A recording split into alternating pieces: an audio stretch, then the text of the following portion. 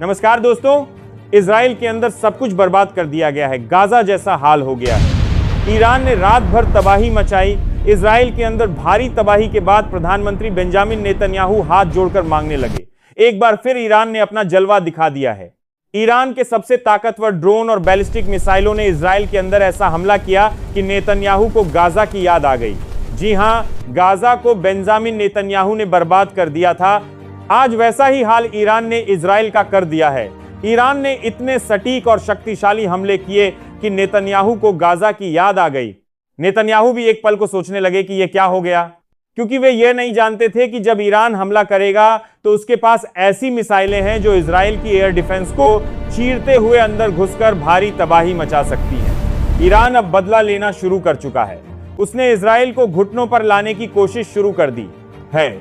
Iran के हमले इतने तेज और सटीक हो रहे हैं कि मिसाइलें ठीक उसी जगह गिर रही हैं जहां निशाना साधा गया था।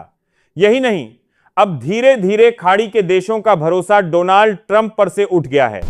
कोई भी अब ट्रंप पर भरोसा नहीं कर पा रहा है, क्योंकि ईरान लगातार उन देशों पर भी हमले कर रहा है जो अमेरिका की मदद कर रहे थे।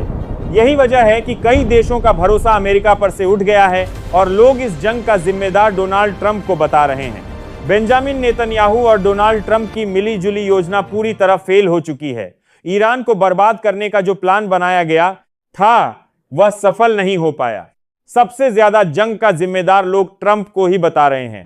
पहले इनका प्लान यही था कि ईरान में सत्ता परिवर्तन किया जाए, लेकिन सत्ता बदलने से पहले ईरान को डरा दिया जाए या फिर वह जंग छोड़ दे। अयातुल्लाह अली खामेनी की मौत के बाद यह इनका सबसे बड़ा कारण था, लेकिन ऐसा कुछ नहीं हुआ। खामेनी की मौत के बाद ईरान और भी ज्यादा आक्रामक रूप में आ गया और उसके बाद जो हुआ सब जानते हैं। ईरान ने हर तरफ तबाही मचानी शुरू कर दी, खासकर इजराइल के अंदर, क्योंकि सबसे ज्यादा हमले इजराइल की तरफ से हुए थे। इसलिए ईरान ने अपना बदला ले लिया। ईरान की मिसाइलों ने इजराइल के अंदर पूरी रात तबाही मचाई। ऐसी तबाही की नेता सर पकड़कर बैठ गए। देखते ही देखते एक शहर की हालत पूरी तरह गाजा जैसी हो गई। कहते हैं ना, आप जो भी करते हो ऊपर वाला उसका सबक जरूर देता है, और यह सबक बेंजामिन नेतन्याहू के लिए बहुत जरूरी था, क्योंकि उन्होंने गाजा के साथ जो किया वही आज उनके अपने देश के साथ हो रहा है। उन्होंने बिना सोचे समझे ईरान पर हमले शुरू कर दिए, लेकिन समझ नहीं पाए कि जब ईरान जवाब देगा तो इजराइल के अंदर ऐसी सुनामी आएगी कि अच्छे अच्छे देश हिल जाएंगे। यही वजह है कि नेतन्याहू की एक गलती ने पूरे इजराइल में अफरा तफरी मचा रखी है।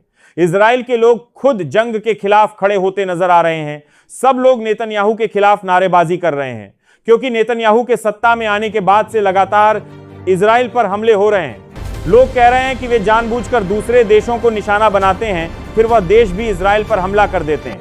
दूसरी तरफ बेंजामिन नेतन्याहू और डोनाल्ड ट्रंप की मुश्किलें बढ़ गई हैं, क्योंकि अमेरिका अब साथ नहीं दे रहा है। अमेरिका के पास हथियार भी लगभग खत्म हो चुके हैं। अमेरिका की मदद नहीं करना चाहता कोई, क्योंकि वह युद्ध को बढ़ावा नहीं देना चाहता। उसका साफ कहना है कि जब तक जंग चलती रहेगी हम हथियार नहीं देंगे, क्योंकि यह मानवता के खिलाफ है। जंग में सबसे ज्यादा नुकसान आम जनता को ही भुगतना पड़ता है। ईरान हो, इजराइल हो, कोई भी देश हो, सबसे ज्यादा आम लोगों की जान जाती है। राजनीति में बैठे लोग कुछ नहीं खोते। लेकिन ईरान पर लोग इतना भरोसा क्यों कर रहे हैं? क्योंकि इजराइल की तरफ से फिलिस्तीनियों और कई देशों को निशाना बनाया गया। अब की बार उसका पाला ईरान से पड़ गया। उसे भरोसा था कि अमेरिका उसके साथ है, लेकिन अमेरिका अब हथियार देने से मना कर रहा है। ईरान ने साफ कर दिया है कि वह जंग अंत तक लड़ेगा। उसने अमेरिका के मिलिट्री बेस पर भी हमले किए। ईरान का कहना है कि हमारी दुश्मनी उन मुल्कों से है जिन्होंने हमें धोखा दिया। हम जंग तब तक नहीं रोकेंगे जब तक अमेरिका हमारी शर्तें नहीं मान लेता।